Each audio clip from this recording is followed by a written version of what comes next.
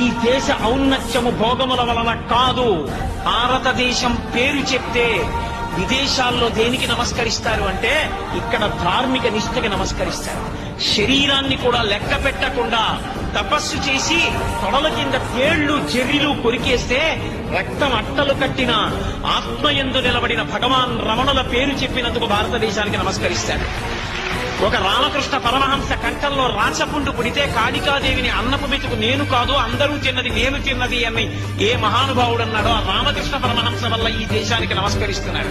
పోప్పంతటి వాడు విమానం కిందకి దిగుతూనే ఆఖరి మెట్టి మీద నిలబడి భారతదేశపు మట్టిని తీసి తల మీద చల్లుకుని భగవద్గీత పుట్టిన భూమి, ధర్మక్షేత్రమైన కురుక్షేత్రము వెలిసినటువంటి భూమి, అటువంటి పరమపావనమైన భారత భూమి మీద తిన్నగా కాలు పెట్టకుండా మట్టి చల్లుకు దిగుతున్నాను అనగలిగాడంటే ఈ దేశం యొక్క వైభవం ఇక్కడ ఉన్న సనాతన ధర్మపు జీవనాడిలో ఉంది.